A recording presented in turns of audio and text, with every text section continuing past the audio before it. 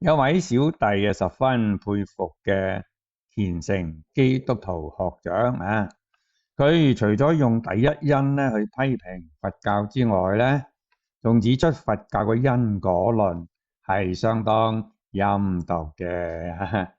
意思大致係一個人喺世上受苦就已經係苦啦嚇，仲要話呢個係佢前世做壞事嘅報應。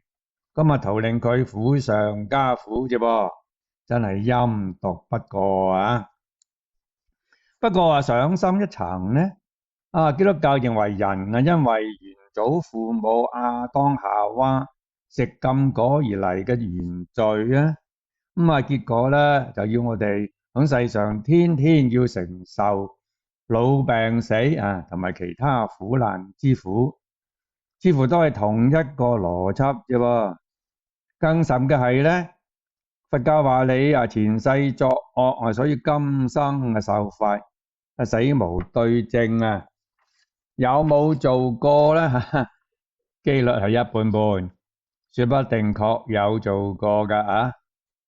但係原罪呢家嘢呢，喂，我確實可以肯定話，我冇份食禁果㗎噃。正所謂一人犯事一人當無端端講屈我有罪，要受苦受罰，喂，而家仲話係罪有應得嘅，咁豈不是唔係更加無辜、更加陰毒咩？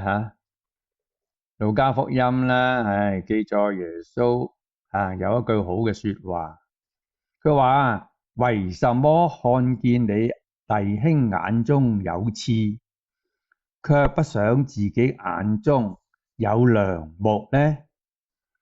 人哋眼中有條小刺呢，你就睇得清清楚楚啦。自己眼裏有條大杉呢，哇，你就睇唔到噃。大家反省下啦。